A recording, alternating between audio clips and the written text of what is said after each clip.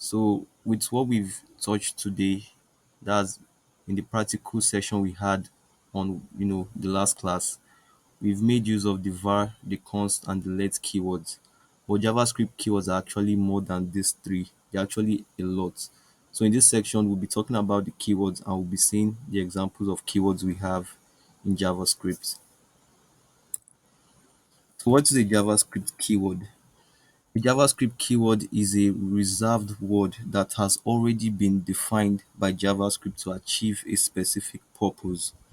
Now, what this basically means is that this keyword has already been defined by JavaScript to only perform a particular task. So you can never have a JavaScript performing any other objective aside from the one that JavaScript has given to it. The keyword must always achieve the objective it was given to by JavaScript and not any other objective from the user, which is why you cannot have a keyword as a variable name or identifiers as a whole. So something to note here is that a JavaScript keyword cannot be used as an identifier, which we are already aware of. And by identifiers, we mean the variable name, function name, object name, and array name. Next, we have the examples of JavaScript identifiers. So in the recent JavaScript version we have, there are actually 63 JavaScript identifiers which we have on the screen. First, we have the abstract, the argument, the Boolean, the break, byte, case, catch, char. Next, we have the class, the const. The const keyword, we already know what this is used for, is used in declaring variables. We've already made use of this. Next, we have the continue, debugger, default, delete, do, double, else, enum, eval, export, extends, force, final, and finally. Now, this is not everything. We'll get to see the keywords, in the next slide. But one thing you should know is that out of all the keywords that you see on the screen, you should never make use of them when trying to create identifiers. So if you notice very well, the class here is also a keyword. So you can never have this to be an identifier at all. Next, we have the float keyword, the function keyword, which we already know about. That's you make use of this when trying to create a function. The go-to, the if, implement, import, instance of, the int, the interface, the let keyword. We already made use of this when trying to declare variables. Also the long, native, new, null, package, private, protected, public, return, short, static, super, switch, synchronized, and this. Even this is also a keyword. So you cannot make use of this, as an identifier name. Lastly, we have the throw, throws, transient, true, try, type of, the var. We all know of the var keyword, also used for declaring variables. Next, we have the void, volatile, while, with, and yield. So all these 63 keywords can never be used as an identifier, either as a variable name, object name, array name, or a function name. They can only achieve the specific purpose that they were given to by JavaScript. So for the next section, we have JavaScript data types. So what is a JavaScript data types? A JavaScript data type can be described as a certain type associated with a particular value. Now, this data type has to do with the value and not the variable name. So here the data type is something connected with the value, just the value only, and would also be seeing the categories of these data types. So JavaScript data types are divided into two main categories. We have the first category of data type to be the primitive data types, and we have the second category to be the advanced data type. So Within the primitive and the advanced data types are the actual data types that we would be making use of. And as you can see on the screen, under the primitive data type, we have the string data type, the number data type, the Boolean data type, the undefined, and also the null data type. Now, under the advanced data type, you have the object and the array. Now, for the purpose of simplicity, would only be taking the primitive data types and not the advanced data types at all. So for the first primitive data type, we have the string data type. Now, the string data type is used to represent textual data or value, and it makes use of the quotes in its representation. So if you remember very well in the practical we had this morning, you would see that most of the values we made use of were of the string data types, and that was actually because they were inside single quotes or double quotes. So here we have an example of values under this data type. The sale virtual and the Miriam James, they're actually within double quotes. We also have the sale virtual and the Miriam James here also in single quotes. Now the JavaScript renders the two types of quotes equivalently. So either double quotes or single quotes, they would equally be treated as strings, and they would actually print just the text content on the browser.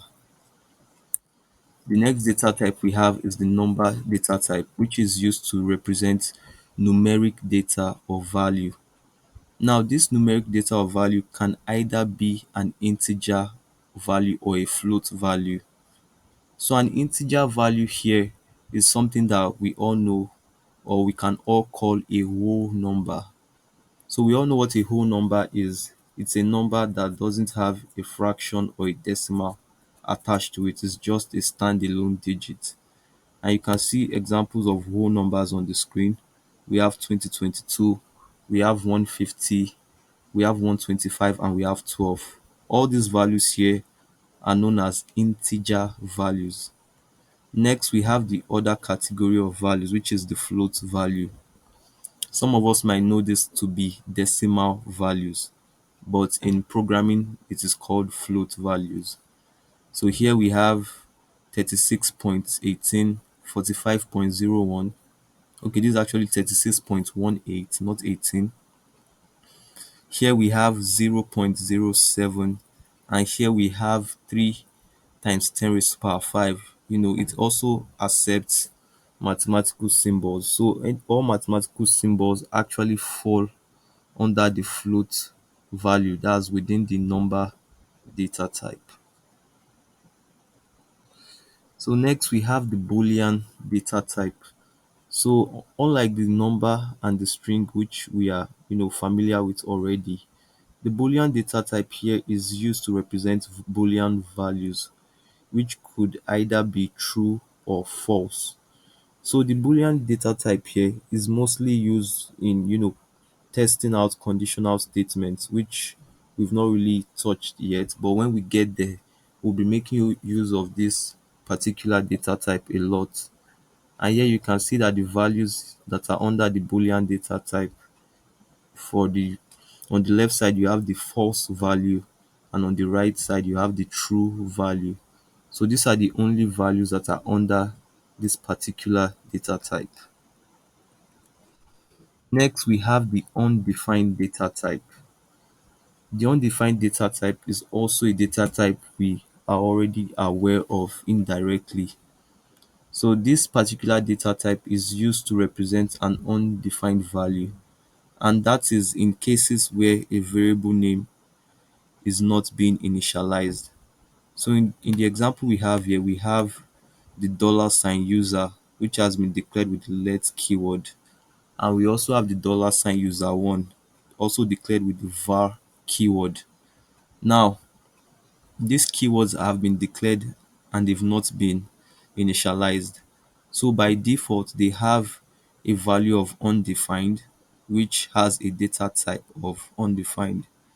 So in this case, you can actually assign this particular value to this variable, it would, if you do that, it will actually give you a value of undefined. But even in a case where you leave it this way without assigning it any value, it's also still going to have a default value of undefined. So the undefined value here can actually be assigned to this value, or you can actually leave the variable that way. Either ways, it still holds the value of undefined. And for the last primitive data type, we have the null data type. Now, the null data type is used to represent an empty or unknown value. So this null data type is quite similar with the undefined, but the difference here is that the undefined value actually means that you've not really defined a particular value for that variable. But the null value here actually defines the variable to be empty. So what this means is that the variable has actually been defined as null, but the variable is empty, so it doesn't hold anything.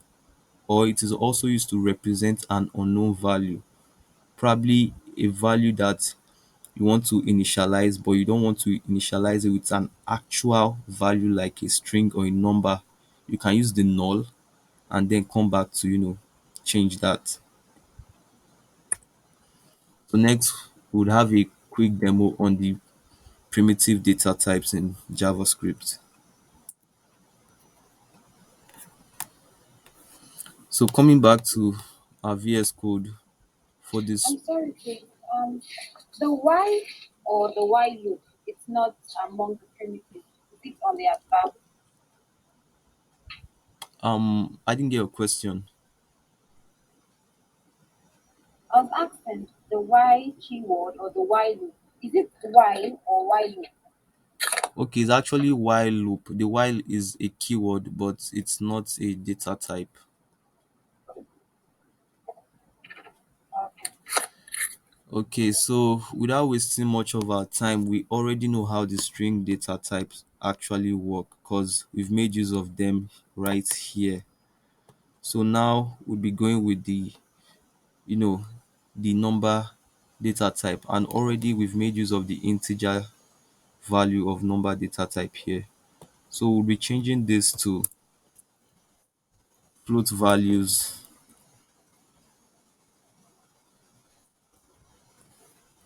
and if we save this and go back to our browser, we have these values here: 20.45, 45.01. So that's actually a float value that is still under the number data type. Next, we'll be trying out the Boolean data type. We'll give this a value of true. Now remember that the true and the false value, they are actually keywords. So this means that you cannot have these, you know, values as identifier names. And if I save this now, what would actually be printed on the screen would be true and false. True and false. So on a good day, these particular values are not really used here. They are used in conditional statements when testing out conditional statement. But when we get there, we'll be making use of these values, you know, a lot. So for the next data type, we have that to be the undefined, which we already know how that works. If we should take this value out here, that's this and this. Now the let and the var declared variables are undefined. So having this to be equals to undefined and having this one to be this way, they actually have the same values. And if you print it on the screen, of course, you shouldn't expect to see, you see, we both have undefined, undefined. So this is how the undefined value actually works. So this means that you can actually print out a variable even when you've not initialized it with a value. If you should do that, it will give you a value of undefined. And if you should also assign undefined to the variable name, you would equally have a value of undefined. So for the last value, we have the null value, which is under the null. data type.